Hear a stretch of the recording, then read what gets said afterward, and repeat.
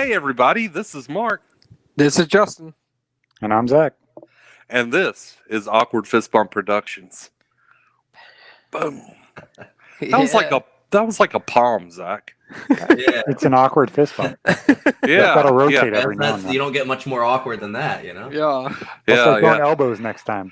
Dude, throw taped the elbow too. It's not even skin. Fist bump. Well, hey everybody, today we have a great guest. So for the three people that actually watched 60 Days in Narcoland, you might recognize. I knew you were going to throw a zinger on me. Yeah. Oh, man. And listen, this is not a bash on 60 Days in Narcoland because I've actually talked to Richie. Man, we've been friends for, I guess, over a year now, it seems like. And so a lot of y'all that tune in because, you know, or you subscribe because you were a fan of the show. There was a lot of hate that was given to my boy Richie. It's not his fault today, and he came up with a stupid ass idea that didn't pan out. So don't blame the participants, dude. But it's not the first one. Think you're a super fan. Yeah, I know, right? And some people's only redeeming quality is that they're conservative. So in the grand scheme of things, you know that was funny, dude. Because like during our season, you had. You know, David, police officer. I'm Abner, the lead enforcer of the Chicanos. And then you had Brooke, right-wing conservative. I'm like, Jesus. And then for me, you had Superfan. I'm like, okay, like there's so much more to me than that. But anyway. But one thing I think a lot of y'all don't realize is because it's such a small group, an alumni group, I guess you can say, of 60 Days In people, we pretty much all become friends. So when 60 Days In Narcoland, the Tony or Oscar worthy spectacle that came on, we reached out, and me and Richie have been friends ever since, man. And I wanted to bring Richie onto the episode because, first of all, he's just awesome. Well, thanks.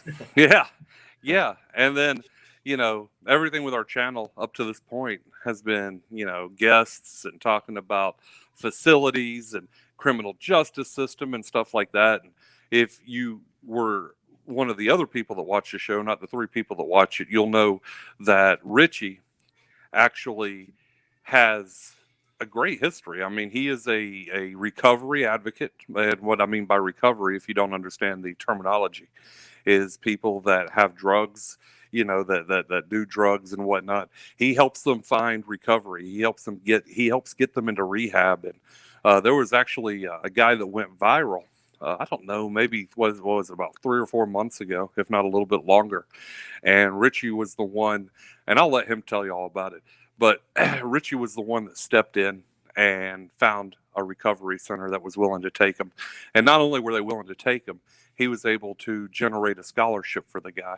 So because drug use is so rampant, especially in the criminal justice, the criminal justice community, or should I say the inmates, definitely wanted to bring Richie on and have Richie, you know, just talk to us. So Richie, what's going on, bruh?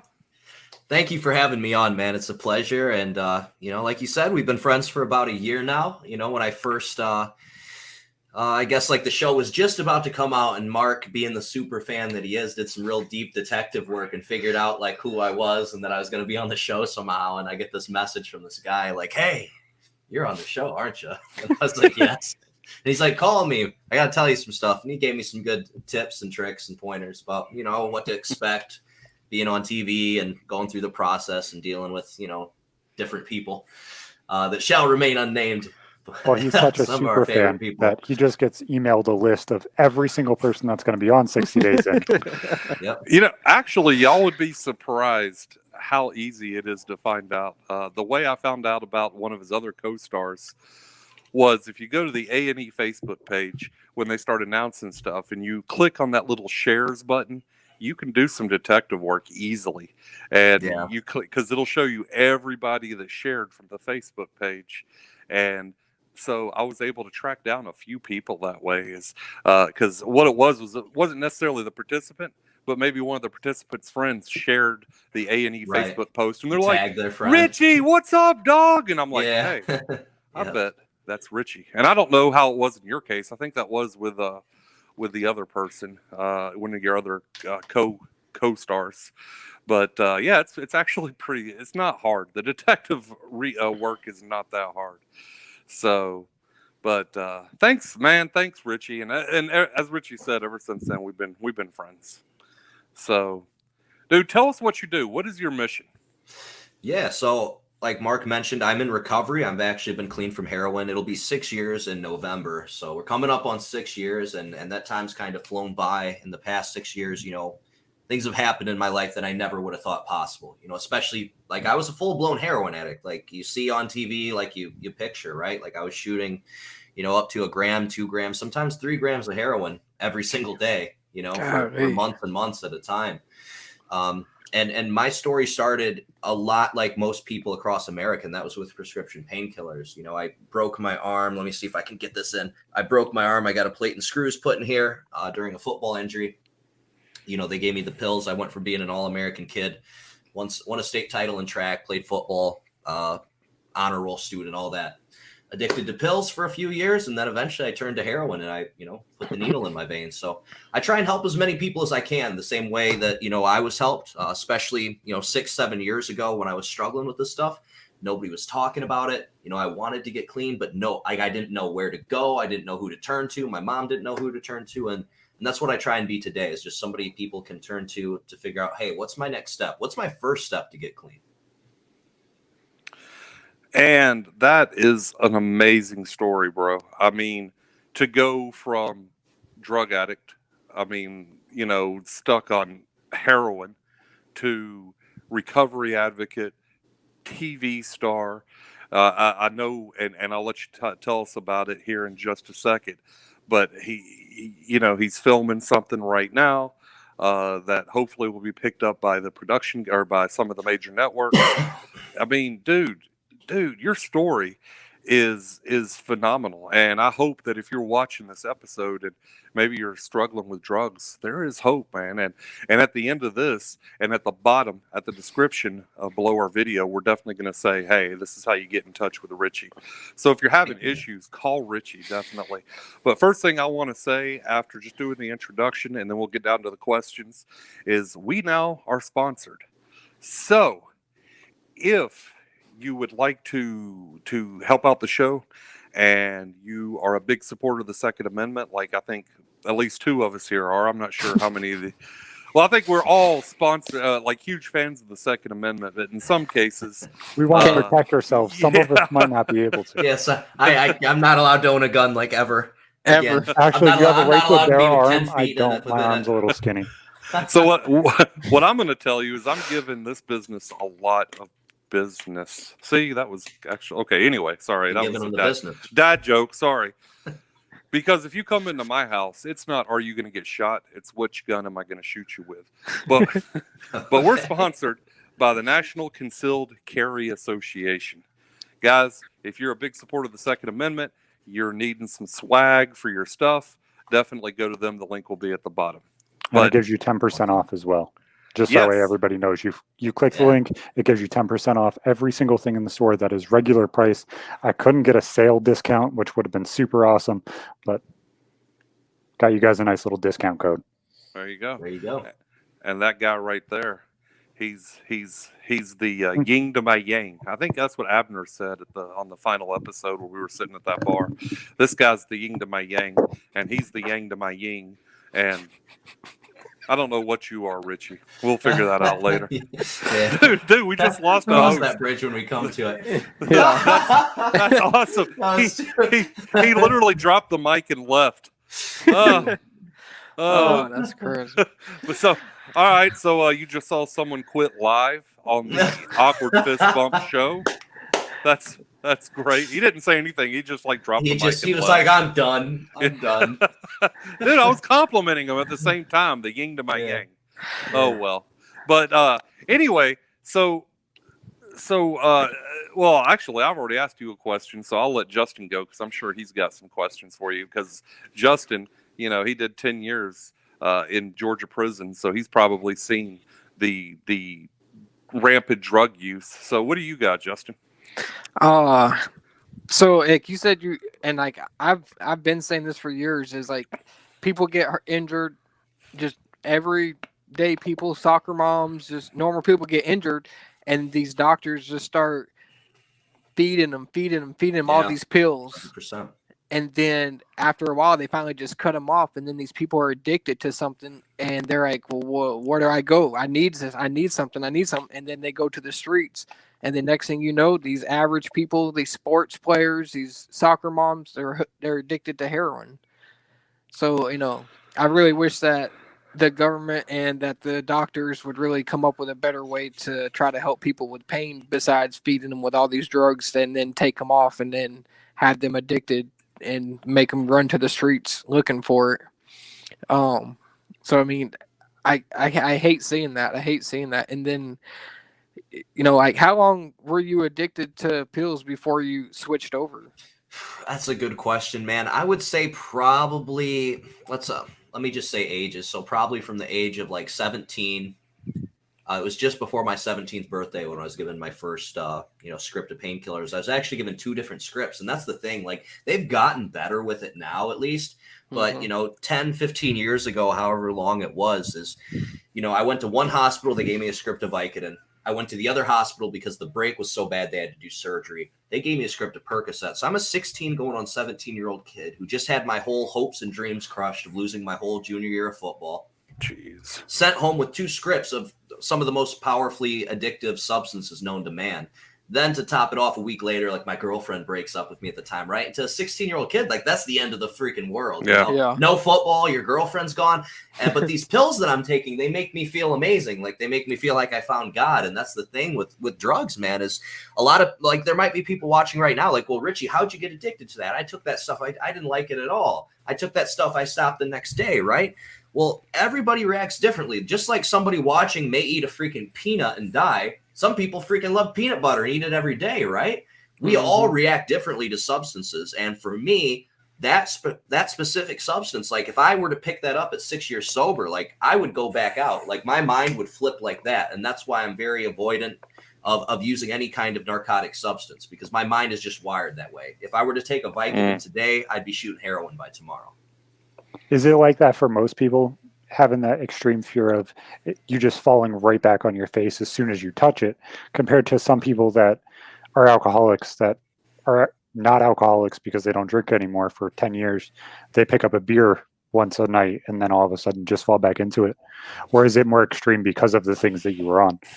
Yeah, that's a good question, man. I mean, everybody's different. There's always an exception to the rule, of course. But as a general rule, most people that were addicted to opiates won't be able to successfully use an opiate again. Now, there's exceptions, like my girlfriend, for example. She was addicted to prescription painkillers for a number of years. I don't think she ever went over to heroin, but she had to have her, like, appendix taken out recently, right? And it was a bad surgery. Like, she basically had to take painkillers. Like, they shot her up with some, like, Dilaudid in the hospital, and they sent her home with some Percocet. And obviously, we're both worried. Like, we know that this is like playing with fire, right? It's got to hurt you to just having it around, because the second you hand her a medicine, you got to have that reaction there. Initially, yeah. Like, it gets easier with time, right? Like, I don't have that craving anymore, but, like, the first couple of years, yeah, you see it in front of you. Like, you really want to do it. But long story short, man, with her, it was basically like, even though they gave her that medication, she was still in the hospital room, like, crying, and, like, I've went through surgeries without painkillers before. Doing MMA, I've had my nose broke and stuff, and I've went through without painkillers. It freaking sucks. It's horrible. I wish I could take painkillers for 2 or 3 days, but, like, I just don't want to risk it. Now, it was rough. She went through a little bit of withdrawals for a couple of days, but she was okay, and she's fine now. I guess my advice, it's something, I'm glad you brought that topic, because not a lot of people talk about it. If you are addicted to some type of painkiller and you have to take it, have somebody freaking hold it for you, because if you don't, like, you're going to take the whole bottle, right away. Yeah. Yeah, and I think Justin actually hit it really well as doctors, and I've heard of many pain pill clinics where, doctors will stop trying to give it, so people run to pain pill clinics, and they'll find doctors that are corrupt because they're all about the money.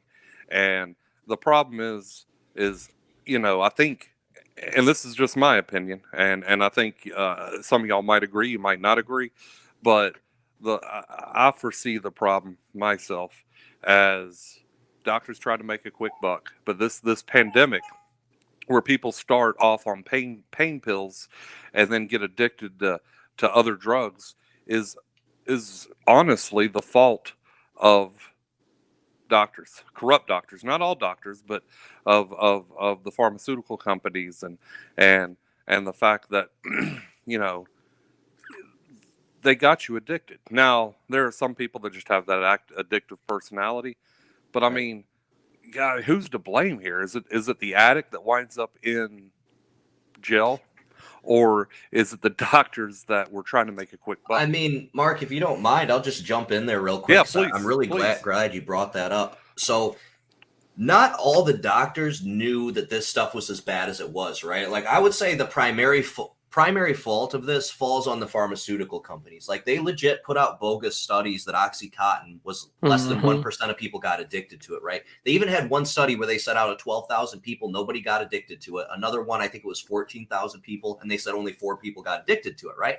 Well, they skewed the numbers, right? They were doing the study with people that were burn victims that took it for 3 days or less, right? And that's the way, like, you should use painkillers. If I break my arm and I'm not addicted to opiates, okay, maybe I take painkillers for a couple days. They were sending kids home like myself, 16-year-old kids with 30-day supplies of narcotics. And you have a pill bottle in front of your natural reactions, like, okay, I'm going to take this till it's gone. Like, that's what you're supposed to do, right? Doctors didn't give me any, like, specific instructions.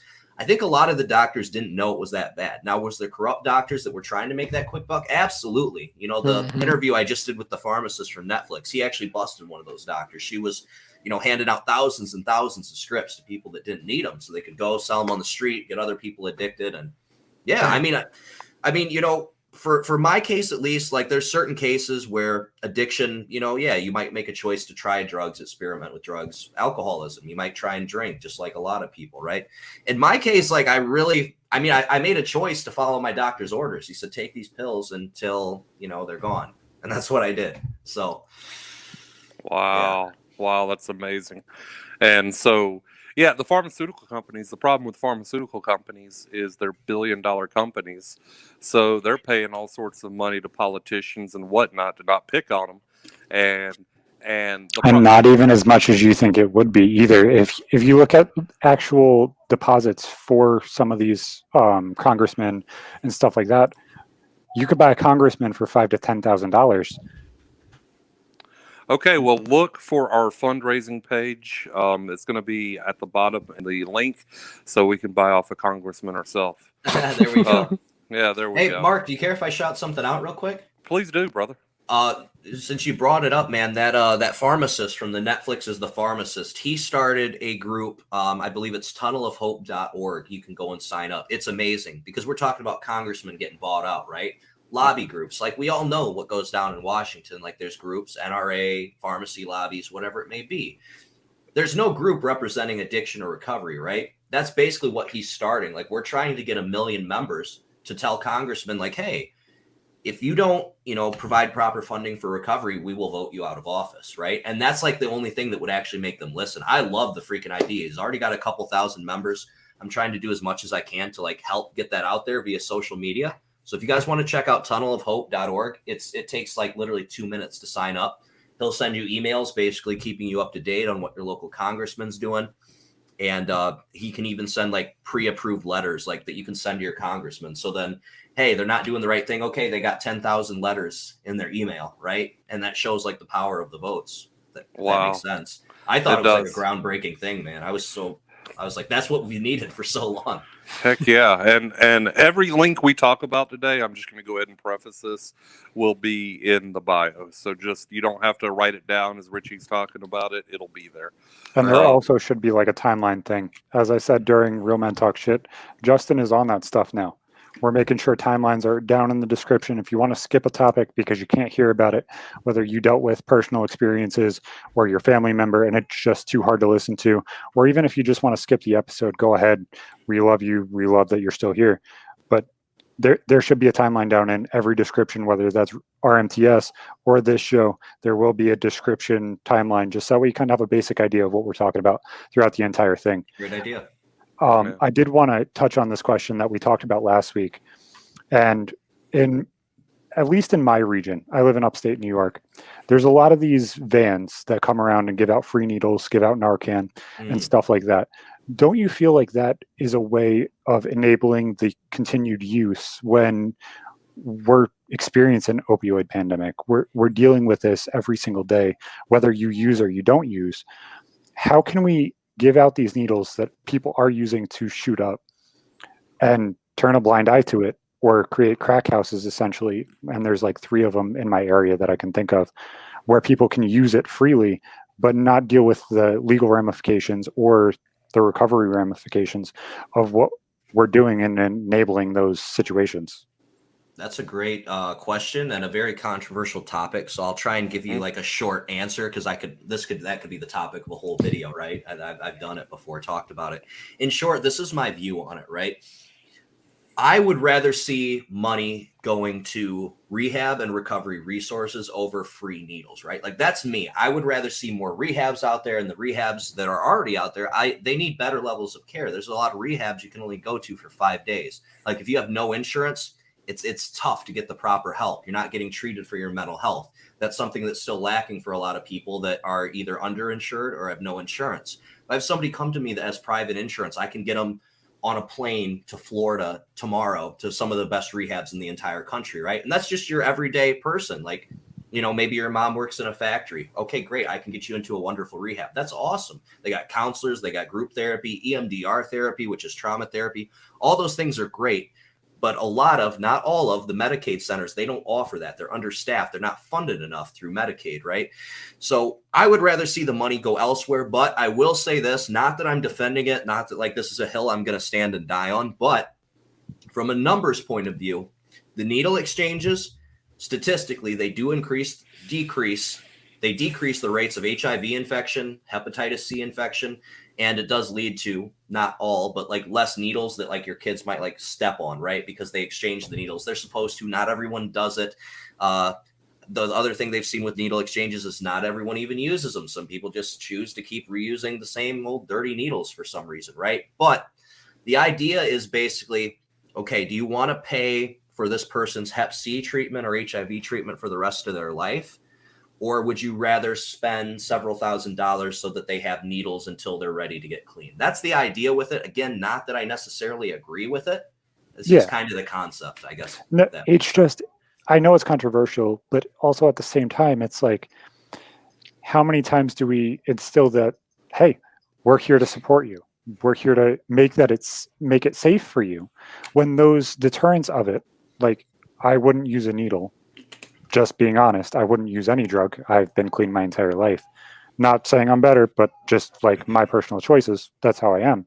How can we take away the negatives of the choice of that specific addiction and not say that it's going to affect the bottom line in a whole?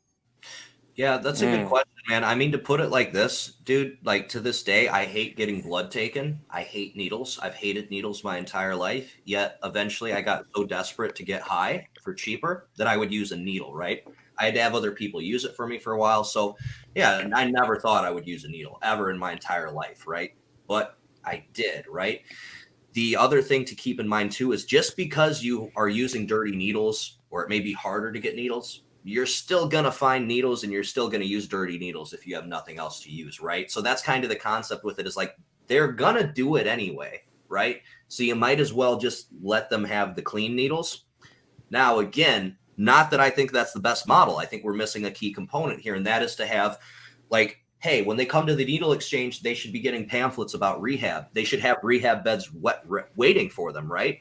And I do think there should be some, like, repercussions. Like, my thought is, instead of charging people with felonies for having like 1/10 of a gram of dope, like me, I have 5 felonies because I'm a drug addict. Like, literally, those are my felonies, is for being a drug addict, right? And then for forever, I can't work at, a nice factory or something, right? I don't think that that's fair.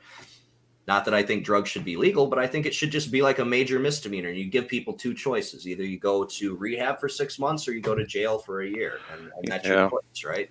And I was going to say, the law enforcement side of me says there needs to be some type of repercussions there.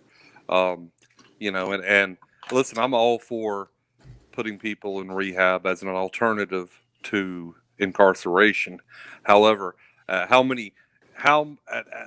at what point? Because we all know you go to rehab, a lot of people relapse. How many relapses do we allow before we start incarceration? And I don't know. Right. What is your thought on that, brother? Because you've done the show 60 days in, so you see both sides of the picture. Yeah, man. I mean, that's a tough question. I honestly think as long as somebody's willing to go to treatment, they should give them a shot, right? Because I've seen people that have relapsed 30 times that today have 15 years sober, and they've helped thousands of people, right? Myself, I've overdosed multiple times. And obviously now I help a lot of different people, right? But I do think that consequences are important. One way that I'm able to help people get into treatment, especially parents like trying to find help for their son or daughter, is I talk with them, and I talk with them about setting boundaries. I say, okay, if little Johnny will not agree to go to rehab, then you need to not give him money anymore so he can't buy the drugs. You need to not let him stay at your home anymore so he doesn't have, a comfortable place to sleep and eat.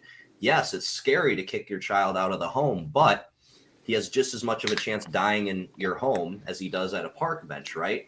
Consequences are important. One big reason why I got sober was I was facing 5 years in prison. Like, that did motivate me to try and do everything I could, right? Now, with that being said, if I would have had access to better resources, I would have got clean a lot sooner. There was lots of times I wanted to get clean. I just had no clue what the hell I was supposed to do it, right? So that's the catch-22 that's there. A lot of people do want to get clean. Was there struggling with knowledge there? Sorry, what'd you say? I said, was there a struggle with knowledge there? Like when you were using because of taking medicine and stuff? Like I remember taking them when I broke my arm or even my neck surgery. Like I understand that want to like get rid of the pain and stuff like that. Did you have your mom or your dad there that was supporting you? Hey, you got to stop using this. Hey, you got to do better. Or was it just the doctor told you to take it, take it? So, I mean, my addiction started with the prescription pills, but I mean, eventually, like, I wasn't prescribed them anymore, right? So I was kind of just doing them like behind my mom's back. Like I hid my addiction very well for a long time. Like people knew there was something going on with me because I was missing a ton of school, and I quit the football team and all this different stuff, right? But at the end of the day, I mean, I guess to answer your question shortly, towards the end of my run, when my mom figured out what was going on, yeah, she was trying to encourage me to get clean. She wanted me to get clean. We just didn't know how. Like back then, I thought rehab was only something for like celebrities or rich people. Like I didn't know that my mom's insurance for Whirlpool could pay for me to go to a really nice treatment center. I had no freaking clue about that. I went to one rehab during my whole time, and it was a place that was 45 minutes from my house. It was the place that everybody went. I was there for a couple days. They sent me home with a script of Suboxone, which is another opiate. I used it to get high, and I sold it for more drugs. Like I didn't get real help there, and that's the problem with some of these places. They don't offer real help. I remember when I was still working, somebody was sitting there using Suboxone when we were working and stumbling over every single sentence, and he was dissolving the pills in his mouth. And it's just like, you can't be doing that stuff when you're at work, man. You can't be doing that stuff in life in general.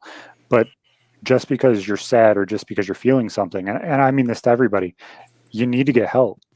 If you're using anything as essentially an addiction to deal with your pain or something like that, you got to get that help. So like earlier you were talking about like having sorry. So okay. No worries. So like after you've been addicted and then like you've been clean for a while, and then like you have the feeling of wanting to do it, and like you can't be around it, you can't be around people who have done it. And like how hard is that to be around people who are addicted and working with them nowadays? That's a great question. I mean, in short, like when I first got clean, they always tell you like you got to change your people, places, and things. That's one reason I recommend people, if you can leave state for treatment, freaking leave state. You don't want to get clean with a bunch of people you used to get high with. You don't want to run into your old drug dealer at rehab, right?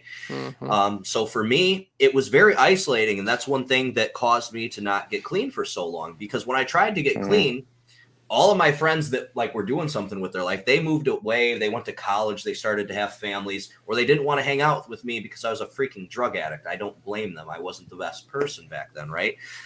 The only people I had to hang out with were the people that were getting high. So I would like go to jail, get clean, get out, be like, wow, I feel great. I'm so happy. I don't want to use drugs anymore, right? I'd hang out with my mom for 2 weeks, and I love my mom, but like, you know, when you're a 22-year-old kid, you don't want to only hang out with your mom. So eventually I'd go hang out with my old using friends with every intention of not getting high. I'd even go there and be like, guys, I'm clean now. You guys should get clean too. I feel so good. And they're like, yeah, okay, dude. And then like 2 days later, like I'm getting high because I'm around it. Right. And that's just going to happen. So, you know, the first year is the hardest. But if you put the work in, you do the counseling, you do the steps, usually after the first year, the cravings will, you know, almost disappear. Some people are different. Some people will still struggle for a while, especially if they don't put the work in. But for me, about a year and a half in, like I could be around people that were using and it no longer bothered me. When I did the show, 60 Days in Narcoland, I had people getting high in front of me constantly, doing drugs, offering me cocaine, trying to get me to drink with them, all this different stuff, right? And I like not once did I be like, you know what, I missed that. That sounds like a great time. I really didn't want to. Like my mind had healed at that point. I had lots of coping mechanisms, and like I just lived such a great life that like why would I trade that for drugs? You know, I was like actually happy. But that took time though. Like 6 months in, if I would have done that, yeah, I would have used right away for sure. Well, hey, listen, real quick. There was a person that went viral all over Facebook, Instagram, all those different places. His name was Cody. I don't know if y'all remember him, but he was a very sickly looking guy, and he was addicted to drugs. And we're gonna have to throw up a picture or something because I'm sure you'll remember the picture, the addicted picture. Yeah. What I want you to do is let's talk about Cody because I know that you're the one that stepped in. Like this guy went national, if not international, with his issues, and you're the one that stepped in and got him rehab, and you got him a scholarship. Can you update us? Yeah, absolutely. Let me throw the picture up on screen for you guys real quick. It'll just take 1 second. All right, can you guys see it? Nah. Okay, yeah. Let me fix it. Yeah. There, I'll make it full screen real quick and zoom in just so people can see. Like a lot of viewers may recognize him because that picture did go super viral. Like his mom was looking for him for a long time, couldn't find him. And, you know, I made a post trying to, you know, help her find him. And eventually they did.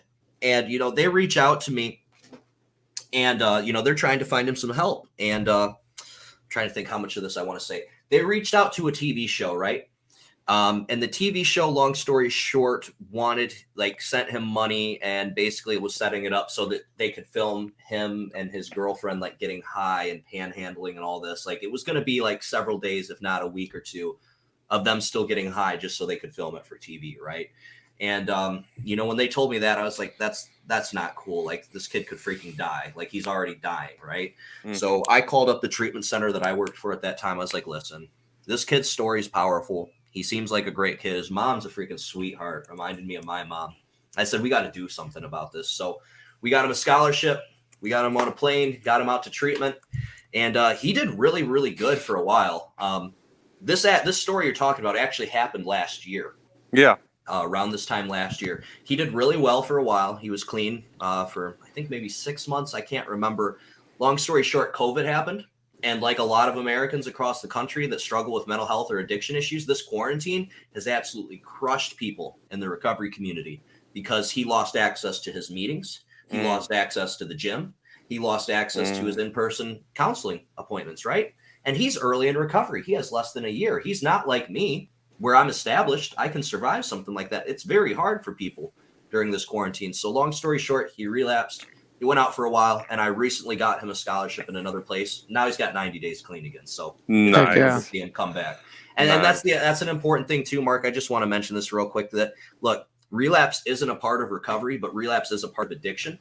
And addiction's a tough thing. Most of us, we're not going to get it our first time. We're usually not even going to get it our first 2 or 3 times. The important thing is like if someone relapses or they slip or they mess up and they use, you got to be honest with at least one person. You got to be honest with one person because I've seen people, they've slipped for a day or two.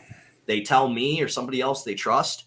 I talk to them. We get them to some meetings, get them back into counseling, and then they're okay. Like they don't have to go back out and use for 3 or 4 months. Like they can go back to normal life, right? Yeah. You just got to catch it right away. It's when people try and hide it for a month or two, it's really hard to get them back. So that's that accountability partner that you need for the sake of. But hey, listen, we are going to bring this to a close because we're about at our time, and plus we have an interview after this interview. But listen, how can people find you if they want to find you? Shout out everything that you want us to know. Yeah. Okay, so Facebook, you go to facebook.com/Richie, RICHIE, Weber, WEBBER, Recovery. That's Richie Weber Recovery.